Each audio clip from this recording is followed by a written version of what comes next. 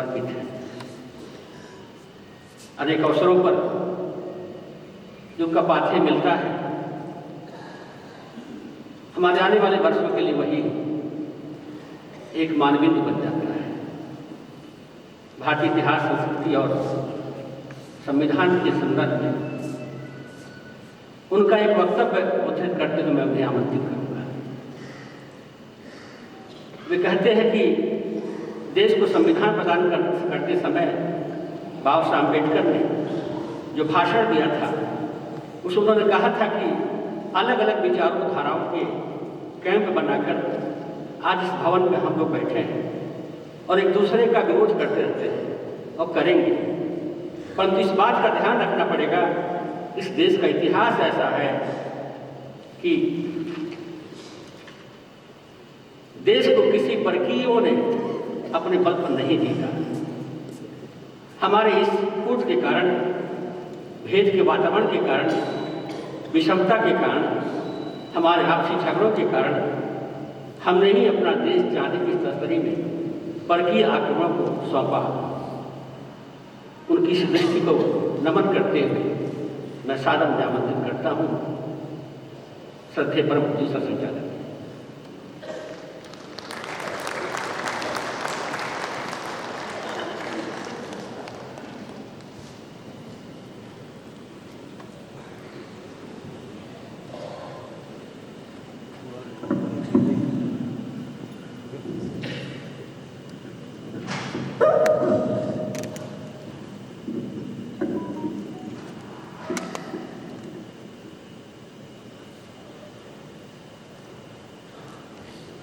आज के कार्यक्रम में विशिष्ट अतिथि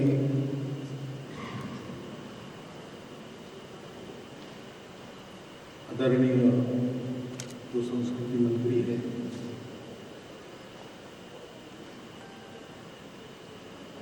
हमारे इतिहास संकलन के माननीय अध्यक्ष जी, माननीय क्षेत्र संचालक जी, मंचस्थ उपस्थित सभी इतिहास संकलन समिति के अधिकारीगण, कार्यकर्तागण, उपस्थित सभी इतिहास क्षेत्र में काम करने वाले कार्यकर्ता बंधुगण,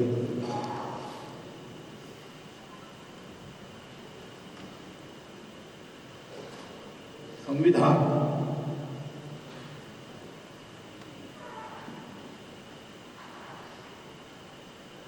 ये एक लिखित ग्रंथ है, पोथी है, डॉक्यूमेंट है, सबने मिलकर बनाया, उसके अनुसार चल रहा है। देश समाज सुव्यवस्थित चले इसलिए करना पड़ता है। लेकिन क्या ऐसे हमेशा ऐसे ही था? जब ये संविधान नहीं था तब हमारा देश नहीं था, हमारा राष्ट्र नहीं था। हम सब जानते हैं कि ऐसा नहीं है।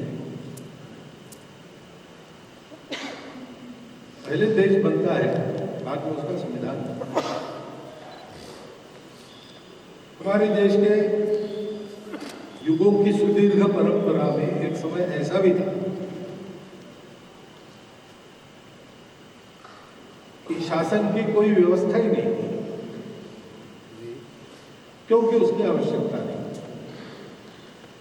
इसलिए कोई संविधान भी नहीं था, फिर भी जीवन चला। कैसे चला?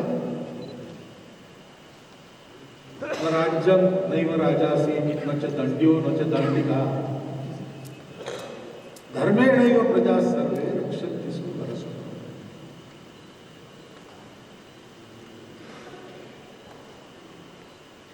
धर्म तत्व है,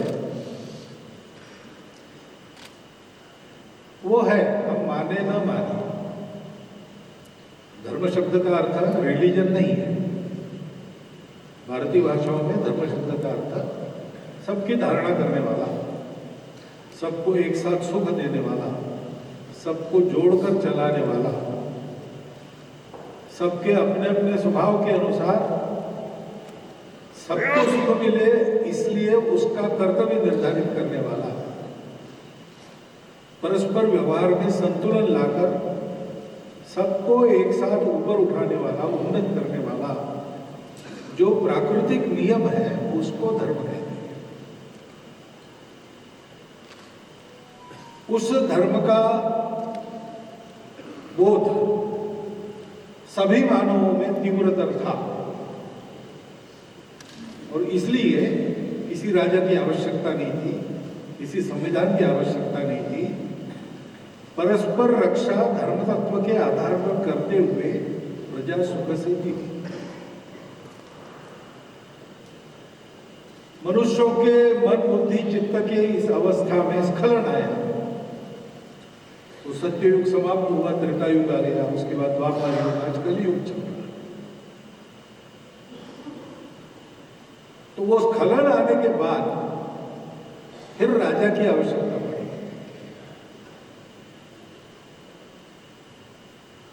लेकिन राजा की भूमिका क्या है?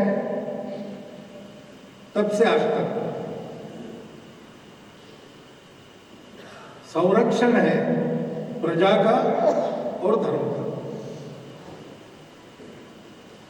केवल मात्र उतना उसने करना है। पहले चित्त शुद्ध होने के कारण लोगों को यह आवश्यकता नहीं थी, सब धर्म पर चलते थे। अब जैसे इसमें स्खलन आ गया वैसे फिर चलने में बोध भी आवश्यक हो गया, प्रबुद्ध होने के लिए प्रबोधन आवश्यक हो गया और नियंत्रण भी आवश्यक हो गया। उसको न मानते हुए कोई अगर अलग चलता है तो सबकी हानि होती है, इसलिए उसको नियंत्रित करना आवश्यक है। तो नियंत्रित करने वाला और उसको विधिवत शक्ति देने वाली एक संविधान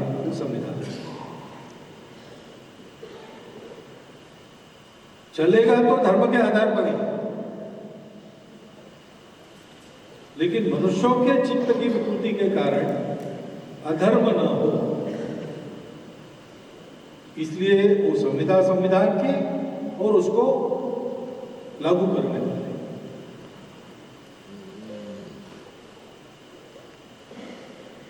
तब संविधान आया, तब उसके आधार पर चला। लेकिन संविधान भी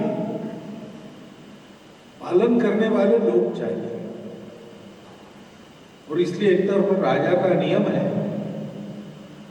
उसको शक्ति संविधान ने दी है, उस संविधान का मान सम्मान पूरा रखते हुए लोग गलती न करें, किसी के मन में उसका उल्लंघन करने की बुद्धि न आवे, इसलिए धर्म के आधार पर आचरण करने की एक परंपरा भी पीढ़ी दर पीढ़ी चली। पीढ़ी दर पीढ़ी ऐसी व्यवस्था चली जिससे छोटे मोटे व्यवहारों में कैसे आचरण करना, इसकी एक समान दृष्टि बने और साथ साथ एक समान आदत बने व्यवहार की। क्योंकि दृष्टि है, मन भी है, फिर भी अगर शरीर को आदत नहीं है तो काम नहीं होता है। जल्दी उठने की आदत है, लेकिन जाड़े के दिनों में मन तो करता ही है। आदत है तो उस क्षणिक मोह को हम पार कर लेते, जल्दी उठ जाते। जिनको आदत नहीं, वो जितना जाड़ा ज्यादा उतना देर तक सोते।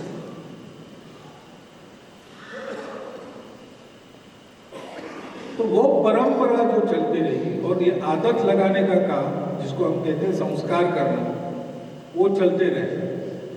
उसके चलते जो स्थिति बनी अपने जीवन की, मनुष्य वैसे जीव शास्त्र की दृष्टि से देखे तो पशु ही है, लेकिन पशु होने के बाद भी उस पशु प्रवृत्ति के ऊपर उठकर चलने की जो स्थिति उत्पन्न हुई, प्रकृति ने जैसा बनाया उससे ऊपर उठकर चलने की, वो संस्कृति कहते हैं। धर्म के रक्षण के लिए संस्कृति के आधार पर लोग समझदारी से जिस संहिता का पालन करते हैं और कहीं इधर उधर हो गया तो दंड द्वारा उसे ठीक करता है एक व्यक्ति। ऐसी वो जो संविधा है वो अपना संविधान है। हमारा देश अति प्राचीन है, तो पहले नीतियां बनी, शुक्र नीति, भीष्माचार्य की अपनी नीति, ऐसी कई है। और राजाओं को उसकी सलाह देने वाले विद्वान दरबारों में रहते थे।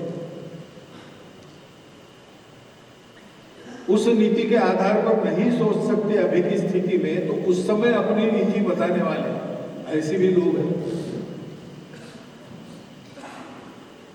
सबका उद्देश्य क्या था? जीवन ऐसा चले जिससे सबका एक साथ विकास हो, सब एक साथ उन्नत हो, सब परस्पर सद्भावना में एक दूसरे का भला करते हुए जिए। वाल्मीकि जी ने रामायण को ग्रंथ के अंत में इतिहास कहा। रामायण का प्रयोजन क्या है?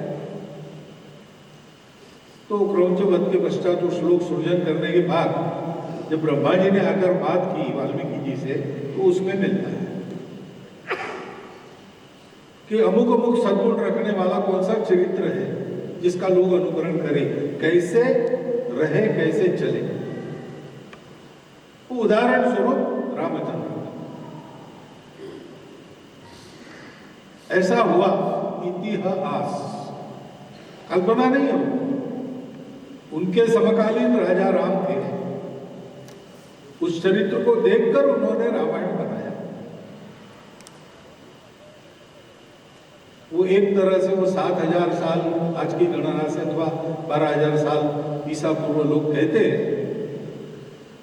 अपने यहाँ तो युगों की बात है, लेकिन इतना भी मान लिया, इतना पुराना वो एक तरह से उस समय आचरण के लिए दिया हुआ संविधान है।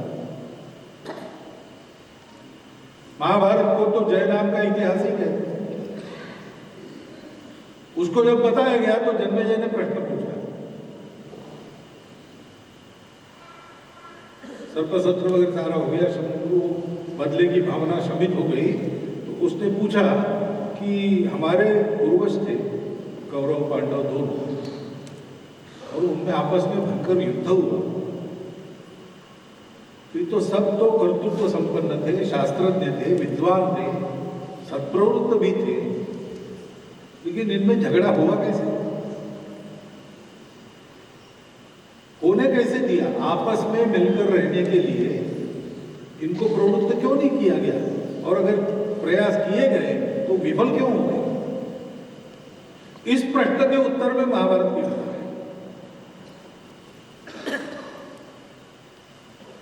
कैसे रहना, कैसे चलना, न चलने से क्या होता है, ये भी उसमें ऐसे ही कालानुक्रम में नूतन स्वतंत्र भारत का 1947 में मिली स्वतंत्रता के बाद तब से विचार विनिमय चलेगा था, बाद में संविधान बना, वो हमने स्वीकार किया। अब ये एक सतत प्रवाह का अंग है, और इसलिए उस संविधान में इस अनादिकाल से प्रवाहित परंपरा का चित्र है। बनाने वाले सारे भारत के लोग थे, वो जानते थे, नहीं जानते थे, वो चाहते थे, नहीं चाहते थे, पता नहीं, परंतु सब इस परंपरा में पले बढ़े होने के कारण उनका मानस उसी प्रकार विचार करने वाला था। और इसलिए आज की देशकाल परिस्थिति में प्रत्यक्ष अनुभवों के आधार पर जो विचार सबने रखे,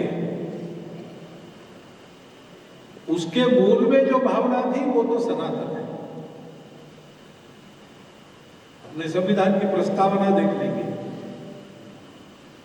तो उसमें वही प्रतिबिंबित होता है।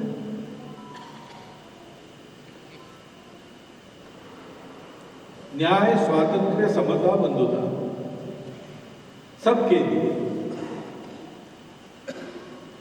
पहले शब्द से शुरू होता है। पहला शब्द है हम, ये हम भावना। इसके पहले अंग्रेजों के राज्य में प्रचार चलता था कि हम नाम की कोई वस्तु नहीं है, भारत का समाज अपने आप को हम नहीं कह सकता। इतनी भाषाएं हैं, इतना सारा है, इंडियन सब कॉन्टिनेंट।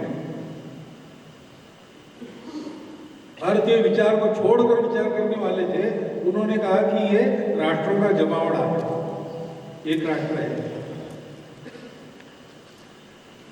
इन संविधान कहते हैं हम,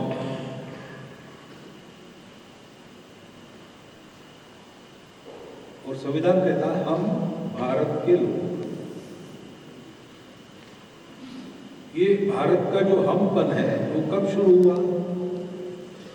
1947 के बाद हम एक राष्ट्र बने क्या? ऐसा नहीं। संविधान के पृष्ठों के ऊपर जो चित्र लगाए गए हैं, वो चित्र इस हम भावना का निर्माण जब से मानते तब तक के चित्र है। सिंधु सभ्यता वगैरह वहां से शुरू किया है। हम भारत के लोग, यानी हम तब से चलते आए हुए लोग।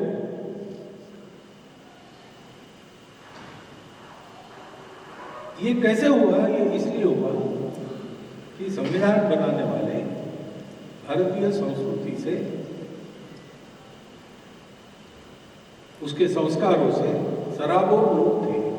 वो जानते होंगे, नहीं जानते होंगे, चाहते होंगे, नहीं चाहते, और इसलिए प्रस्तावना में ये सारी बातें आ गई। संविधान का अध्ययन करना है तो मैं समझता हूं कि संविधान सभा के विचार विनिमय का जो साहित्य है उसको भी पढ़ना चाहिए। और डॉक्टर आंबेडकर साहब के 2 भाषण संविधान प्रदान करते समय जो लोकसभा में हुए, उनको निश्चित रूप से पढ़ना चाहिए। तभी संविधान सही अर्थ में समझ में आएगा, उसका इंटरप्रिटेशन हम ठीक कर सकते हैं। स्पष्ट है कि ये हमने जो लिया है फ्रांसीसी राज्य क्रांति से, ये बात नहीं ली है स्वातंत्र समता बंधन, वो ली है तथागत बुद्ध की विचारधारा से। तथागत बुद्ध के पहले भी यही धर्म की यही विचारधारा है। धर्म सबके लिए सुख, सबके लिए अवसर, सबके लिए सदा सर्वदा सर्वत्र सर्वथा हितकारी सुख प्रदान करने वाला नियम है।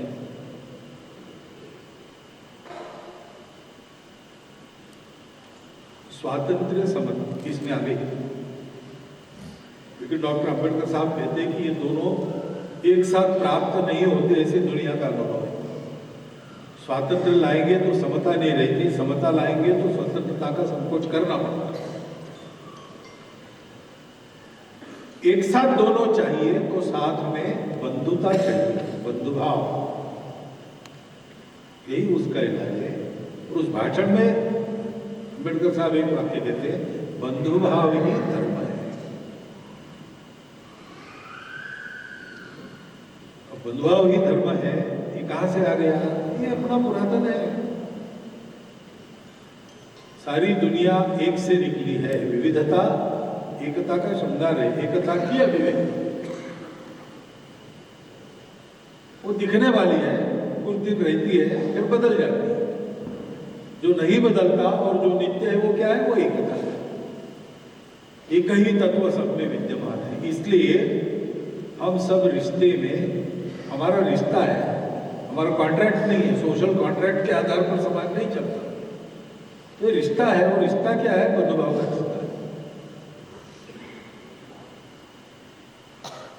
भारत समृद्ध था, भारत सुरक्षित था, इसलिए यहाँ तक हम लोग पहुँचे। उस तत्व को हमने पा लिया, इसलिए हमारे ध्यान में आया। इसलिए हम कहते हैं कि हमको जिसने पोषण दिया और ये संस्कार भी दिया, वो हमारी भारत माता है। उस माता के पुत्र के नाम हम सब बंधु हैं। संविधान की प्रस्तावना में हमारे सनातन संस्कृति का, उसका जो सारा इतिहास अपने दिन में हुआ, उसका सारा मर्म उसमें है।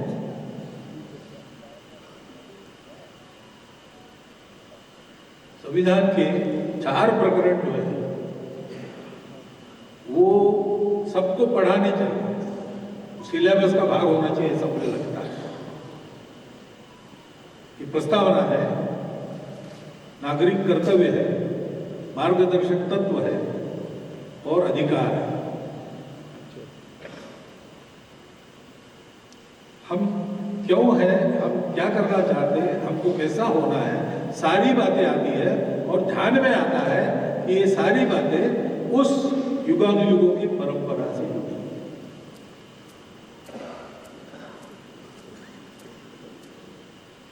और इसलिए अध्ययन करने वालों का कर्तव्य हो जाता है। इतिहास किस लिए? इतिहास मात्र रिकॉर्ड नहीं हमारे लिए, हम भारत के लोगों के लिए। तो इतिहास बहुत कुछ सिखाता है।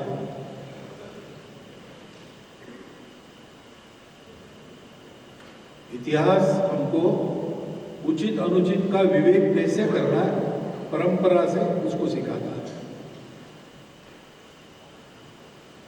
उसके लिए हमारे भूतकाल को बताता है।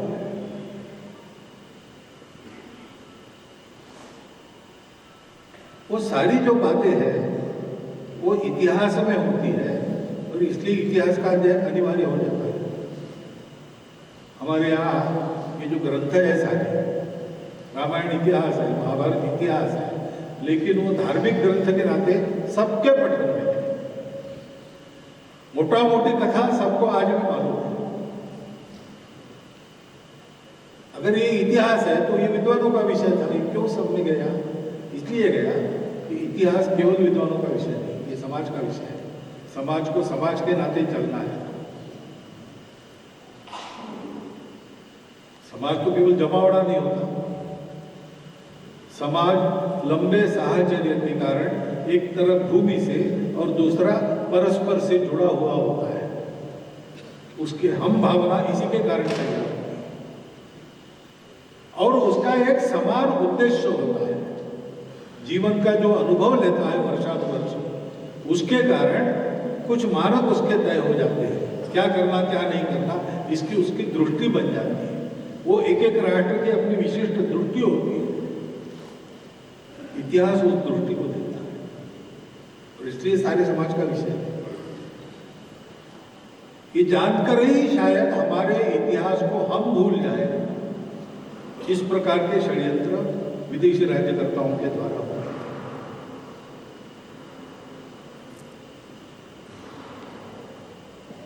पहले बड़ा जो आक्रमण हुआ, बहुत पहले से जो आक्रमण हुआ उनको हमने हजम कर लिया। जो नहीं हुआ हजम वो इस्लाम का पहला आक्रमण था। वो तो एकेडमिक्स में नहीं गए, लेकिन उन्होंने भी ये प्रयास किया, नाम बदल दिए स्थानों का, मंदिर तोड़ दिए। उपेक्षा से हमारी कथाओं को अलग अपनी भाषा का प्रचलन करवाया ताकि हमारी भाषा में, हमारी भाषाओं में हम अपने भाव को न समझें।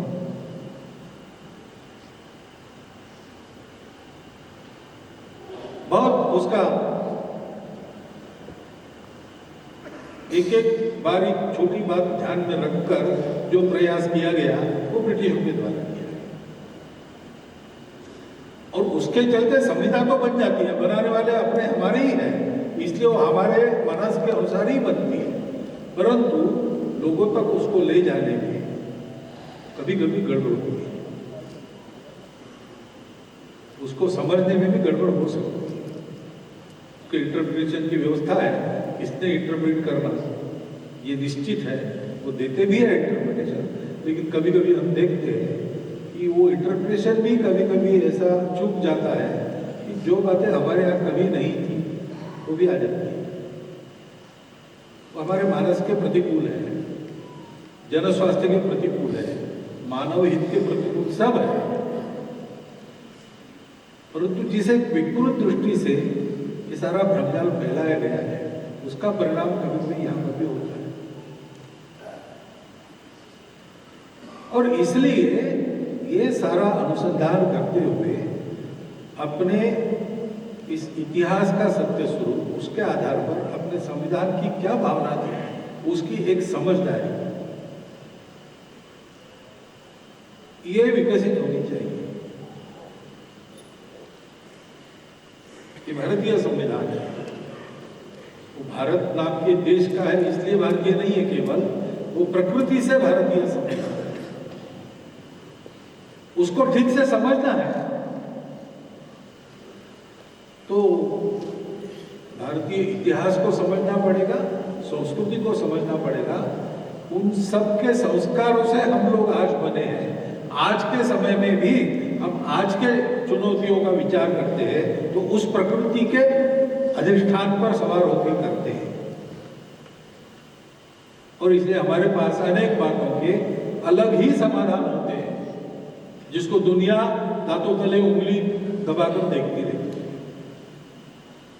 दुनिया को उम्मीद नहीं थी कि ये स्वतंत्र देश चलेगा। कम से कम अपने विरोधक को कहते ही थे कि स्वतंत्र होने के बाद 20 साल में टूट जाएगा। एक है ही, लेकिन हम नहीं बिगड़े। हमने संकट भी बचाए, हमने इमरजेंसी जैसा एक बहुत कठिन प्रसंग भी पार किया,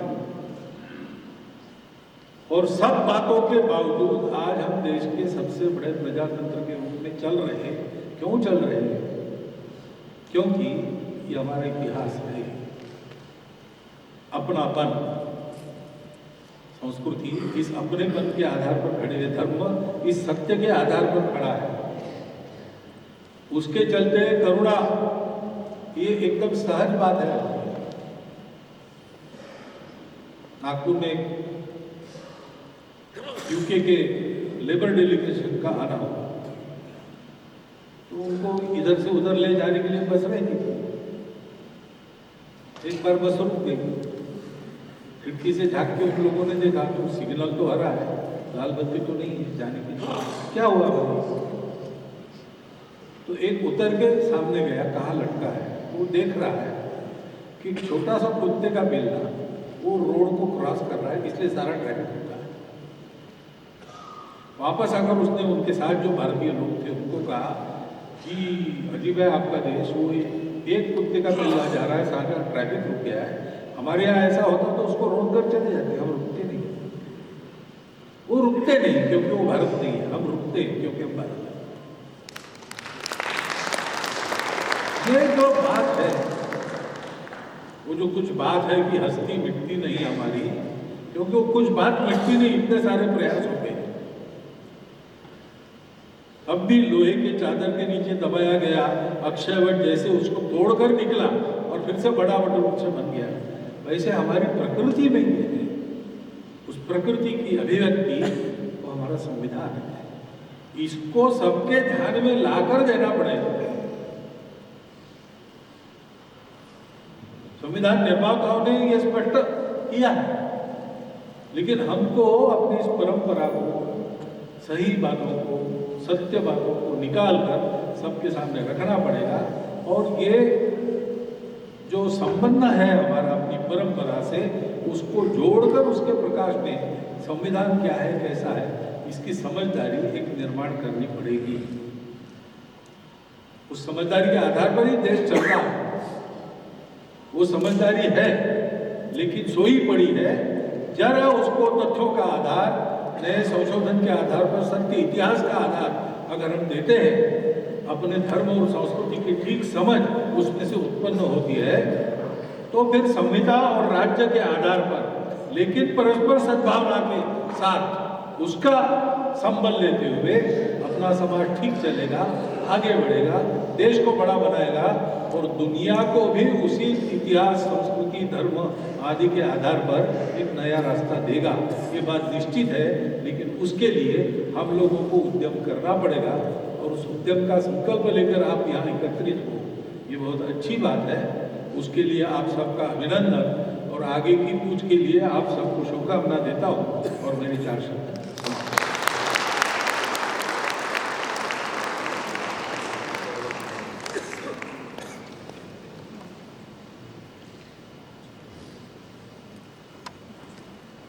अभी 29 नवंबर को नागपुर में एक पुस्तक महोत्सव था। परम पूज्य सत्संग ने कहा था उसमें, विवाद करना भारत की प्रकृति में नहीं है, मिलकर रहना, चलना, यही हमारी परंपरा और संस्कृति है। आप सबकी ओर से, अपनी ओर से परम पूज्य संचालक जी के चरणों में नमन करते हुए मैं अपने प्रधान संरक्षक प्रमुख माननीय गोपाल नारायण सिंह को बुलाता हूँ, जो सासाराम में अपने ही नाम के विश्वविद्यालय के माननीय कुलाधिपति हैं। कृपया संक्षेप में अपनी बात